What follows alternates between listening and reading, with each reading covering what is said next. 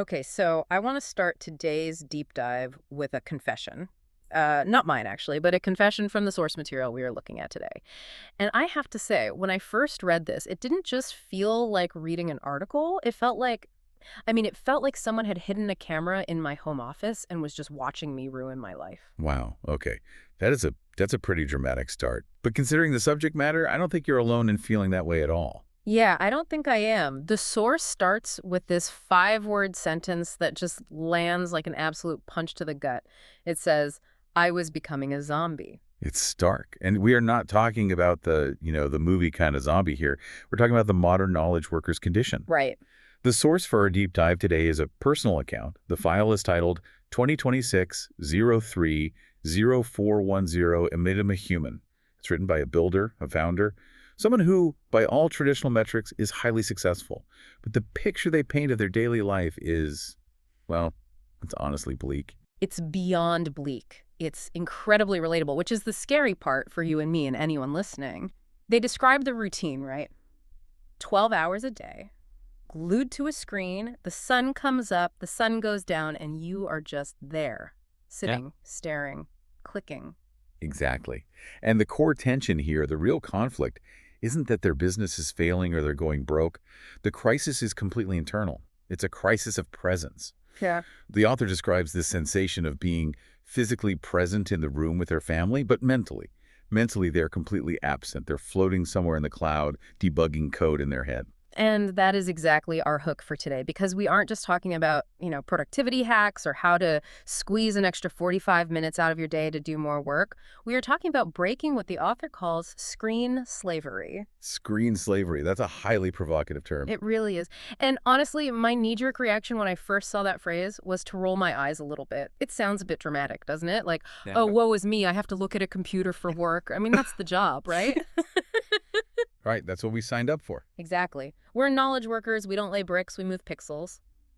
Is the author really suggesting we can just stop looking at screens and somehow still get paid? That is the exact skepticism I expected, and it's completely valid. If you're a developer, a writer, an analyst, the screen is your canvas. But what this source argues, and this is where it gets really fascinating, is that we have confused the tool with the actual work. Okay, say more about that. We've basically assumed that to be productive, we absolutely must be tethered to the interface. The mission of this deep dive today is to explore how this author used AI not to do more mechanical work, but to escape that tether entirely. So it's like using the machine to escape the machine. That's a great way to put it. Using AI to reclaim your biology, to reclaim the simple ability to look your kids in the eye. Okay, I'm listening. But before we get to the solution, which I have to admit still sounds a bit sci-fi to me, we need to just sit in the pain for a minute. We really need to define the zombie state the author talks about, because there were a few specific symptoms mentioned that made me physically cringe. The symptoms are visceral. Yeah. Which one stood out to you the most? Oh, the grunt. Hands down. Ah, yes, the grit. Yeah. The author writes, my kids would talk to me and I'd grunt without looking up. That one hits hard. It really does. And look, I think every parent has done this at some point. You're busy, the kid asks for juice, you just go, sure. But the author isn't talking about a one-off rough day. They're talking about a default state of being. Right. It becomes the baseline. Hmm. And it's really about cognitive load. If you think about what's happening in your brain when you're deep in a complex problem, maybe you're analyzing a massive spreadsheet or writing a really delicate, complex email. Your brain is basically maxed out. Exactly. Your working memory is at full capacity. Yeah. You are holding this massive, fragile house of cards in your mind. And then your 6-year-old walks in and asks where their blue Lego is. Yes. And that interruption, as innocent as it is, threatens to topple the entire house of cards. So biologically, your brain defends itself. It literally shuts out the external stimulus. You grunt. You don't look up, because if you break eye contact with the screen, the house of cards falls apart. Wow. That is a terrifying way to live your life, though. Defending yourself against your own family because you're trying to hold on to a spreadsheet model. It is terrifying. Yeah. And it leads directly to the second symptom the author confesses to, which is the lie. Oh, the 5 more minutes lie. Which, let's be honest, never means 5 minutes. Never. The author admits I'd say 5 more minutes and actually mean 50. And again, I want to push back a little here just for the sake of argument. Is this malice? Is the author just being a bad partner or a jerk? No, and I think that's a really important distinction for you to make. It's not malice at all, it's addiction. The source makes a very specific analogy that I think explains this behavior perfectly. They compare themselves to a lab rat hitting a lever. Okay, let's drill into that, because that image really stuck with me. Clicking between tabs like a lab rat hitting a lever, why do we do that? What's driving that? It's the classic Skinner box effect. In behavioral psychology, a Skinner box is a chamber where an animal learns to press a lever to get a reward, which is usually a food pellet. For the modern knowledge worker, the lever is checking Slack, refreshing your email, or tweaking a font size for the 10th time. What's the food pellet? Dopamine. Tiny microdoses of novelty. Every time you see a bold, unread message, your brain gets a little hit. Oh, someone needs me. Oh, new information. It feels like work. It feels like you are doing something important. But the author specifically says, the worst part, I wasn't even productive, just busy. That is the trap right there. You spend 12 hours hitting the lever, getting those tiny hits of dopamine, so you feel completely exhausted by 8 p.m. You feel like you just ran a mental marathon. But if someone sat you down and asked, what value did you actually create today? What strategic asset did you build? You'd have nothing to show for it, just a browser history full of context switching. Precisely. You are physically and mentally depleted, but you haven't actually moved the needle on anything important. You're just a tired lab rat. And the source mentions that this isn't an isolated case. They talk to dozens of other founders and tech leads who feel the exact same way. They use phrases like, I'm drowning, or I can't think strategically anymore. That's the ultimate casualty of the zombie state. Strategic thinking requires deep work. It requires silence. It requires absolutely not hitting a lever every 30 seconds. Yeah. When you are constantly in reactive mode, answering emails, fixing minor bugs, putting out little fires, you are completely incapable of looking at the horizon. Okay, so we have the diagnosis. We are addicted to the dopamine of fake work. We are ignoring our families, and we are losing our ability to think deeply. It's basically a disaster. It's a systemic disaster, yes. So let's pivot to the solution. Because normally when people talk about this kind of burnout, the advice is painfully analog. It's always go for a silent retreat, or buy a dumb phone, or delete all your social media apps. Right. The whole digital detox approach. Exactly. But this author didn't do that. They didn't quit their tech job to become a goat farmer. They're still a builder. They're still a founder. If anything, the source implies they are building more now than they ever did before. So how? The source says they simply changed the interface. Walk me through this, because this is where my skepticism kicks back in. They claim to delegate screen work to AI agents. But practically speaking, how does that actually work? I can't just talk to Siri and have it build a functional website. You're right, you can't. Siri or Alexa, those are command-based tools. Set a timer, play this song, turn on the lights. That's not at all what the author is doing. The author is using what we call asynchronous context delegation. Okay, that is a mouthful. Break that down for me. What does that actually look like? The workflow the author describes is completely untethered from the physical desk. They are using voice notes, but not for simple dictation. They are recording these long stream of consciousness instructions, sometimes 5, maybe 10 minutes long, while they are out driving or walking the dog, or yes, even cooking dinner. But how does a 10-minute rambling voice note become actual shipped code? That's where the agent part of AI comes in. The AI isn't just blindly transcribing the audio, it's interpreting it. The author might say, hey, I was looking at the login flow on mobile earlier, and the button's too small, and the color clashes with the new brand guidelines we discussed. Go into the CSS, update the hex code to the new blue, and increase the padding by 10 pixels. Oh, and check if this breaks the layout on tablets. Okay, so they just say that into a phone while driving. Then what happens? The AI agent processes that audio. It transcribes it, sure, but then it parses the intent behind the words. It identifies the correct files in the code base. It actually drafts the code change. It writes a summary of what it did, and then it presents it back to the human for a quick review. So the human provides the intent, the actual thinking, and the machine handles all the mechanical execution. Exactly. The screen part, the typing, finding the right file, fixing syntax errors, adjusting the formatting, that is the mechanical work. There's what the author calls the chains. The uniquely human part is noticing the button is wrong in the first place and deciding how it should look to improve the user experience. I really want to linger on this point because it feels like a fundamental shift in how we view our jobs. We usually think of work as the execution phase. If I'm a coder, my work is physically typing code. If I'm a writer, my work is typing words on a keyboard. And that is the exact definition this source is challenging. The author argues that the typing isn't the work at all. The thinking is the work. The typing is just the friction required to get your thought into the machine. So if you remove the friction, You liberate the thinker. The source lists these daily scenarios that sound almost impossible for a traditional tech worker, like doing code reviews while cooking dinner. that's the one that completely blew my mind. Cooking dinner. I'm picturing someone chopping onions and Yeah, yeah. listening to code being read out loud. Well, why not?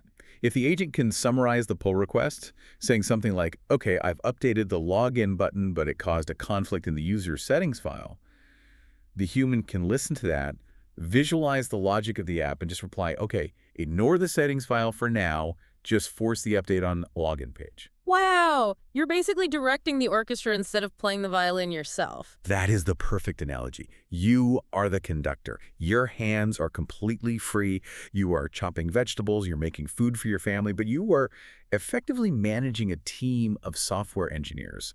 Except the engineers are AI agents. And the source claims this isn't just some neat lifestyle design trick. They claim they're actually getting more done this way. Yes, it's a fascinating productivity paradox. It feels very counterintuitive. If I'm walking in the park, surely I'm producing less output than if I'm sitting at my desk with a dual monitor setup and a mechanical keyboard. You would naturally think so. But you have to consider the quality of the output. When you were sitting at that desk, tired, constantly distracted by Slack, just hitting the lever for dopamine, what is your actual effective IQ in that moment? Oh, probably pretty low. I'm just reacting to things at that point. Right. Now, think about what happens to your brain when you go for a walk. We know from neuroscience that walking promotes divergent thinking. There's a concept called optical flow, which is just the movement of the physical world past your eyes, and it actually quiets the amygdala and engages the creative problem-solving parts of the brain. So the instructions you give to the AI while you're walking are actually smarter than the ones you type at your desk. Exactly. The strategic direction is much clearer. You aren't getting bogged down in the weeds of syntax or formatting. You are seeing the big picture. So 1 hour of high-quality, clear direction given while walking might result in 10 hours of flawless execution by the agents. Compared to 1 hour of sitting at a desk, writing buggy code because your brain is fried. Yes, it's all about leverage. High-leverage human thought driving low-cost automated execution. That is the formula. And the physical liberation is just the cherry on top. Okay. The author mentions they spend less time physically sitting at a computer now than at any point in the last 10 years. No more lower back pain. No more eye strain from the blue light. But, and here is where the story pivots from a cool tech bro strategy to something actually deeply meaningful. The author says point blank, honestly, I don't care about the productivity. Yes, this is the absolute emotional heart of the deep dive. The output metrics don't actually matter to them. Not at all. They say, I care that I'm actually present when my kids talk to me. We're right back to the grunt. Yeah, the grunt is gone. Because they aren't holding that fragile house of cards in their head anymore. The agent is holding the cards now. Yeah. This is a crucial point about mental bandwidth. If you delegate the mechanical execution, the context holding to the AI, your brain is empty. And I mean that in a good way. You actually have space. You have space to listen. You have space to be patient. You have space to just be a parent. There is a quote in the source that I think sums this up perfectly. They wrote, "Everyone's scared AI will take their job. Meanwhile, I'm using it to take back my life." It flips the entire cultural narrative on its head. We have this collective anxiety, which is rightly so in some cases, definitely, that AI is the predator that is coming to replace us and make us obsolete. But here, in this specific context, AI is the exact tool that breaks the lock on the cage. It really reframes the whole AI versus human debate. We so often hear that technology makes us less human, that it turns us into these screen-staring zombies. But this argument is that using the specific technology intelligently actually allows us to be more human. Because humans simply weren't designed to sit in chairs staring at light bulbs for 12 hours a day. That is the unnatural state. Walking, talking, cooking, interacting with your community, that is human. If AI can handle the unnatural screen stuff so we can get back to the natural living stuff, then it is a massive net positive for our humanity. It's incredibly interesting. And the author now actually builds these systems for other people, right? They do. And I love their underlying motivation for it. It's not, let's build a sauce company and make $1 billion. It's, I know how much it hurts to be a zombie, and I want to help you out of it. It's completely empathy-driven. And they pose a question to the audience, to us, and to you listening right now. They ask, what's the task that keeps you chained to your desk? That is a very confronting question. It is, because I think a lot of us use those mechanical tasks as a shield. What do you mean by a shield? Well, if I'm busy formatting a quarterly report or answering 75 emails, I can tell myself I'm working hard. I can identify as a hard worker. If I delegate all that to an agent, what's actually left for me to do? That is the scary part. That is the exact provocative thought we need to leave people with today. Let's go there. Because this whole setup sounds like paradise at first glance. Walking around the park, dictating big ideas, cooking dinner while work gets done. But if you strip away all the busy work, if the spreadsheets and the scheduling and the bug fixes are just gone, you're left with nothing but pure thinking. And pure thinking is exhausting. It is. It's really, really hard work. It's the blank page problem. But every single day. Yeah. You can't hide behind inbox zero anymore. You can't say to your boss or yourself, oh, I was too busy answering emails to think about next year's strategy. The excuse is completely gone. Going back to our analogy, if you are the conductor, you actually have to know the music. You can't just look busy by shuffling the sheet music around on the stand. Exactly. This shift demands a much higher quality of human input. If the AI is doing the mechanical execution, the human must provide the creative, the empathetic, the strategic vision, and honestly, I'm not sure everyone is ready for a workday that requires 100% strategic thinking. It completely changes the definition of a hard day's work. It's not about sheer volume or hours logged anymore. It's about clarity. Clarity and intent. The new hard worker isn't the person staying late at the office with bloodshot eyes. It's the person who can articulate a vision so clearly that an army of agents can build it while the human sleeps. So the challenge for you, our listener, is this. Look at your week. Look at those 12 hours a day you spend working. How much of that is you being a lab rat, just hitting a lever for a tiny dopamine pellet? And how much of it is you actually composing the music? And if you stopped hitting the lever, who would you actually be? Would you be a zombie? Or would you remember how to be a human being? That's the real question. The source material suggests the transition is absolutely possible. It's not about quitting your job or running away. It's about changing the interface. Stop typing, start speaking, stop sitting, start living. And maybe, just maybe, stop grunting at your kids. That is definitely the goal. Look up from the screen. Thanks for joining us on this deep dive. See you next time.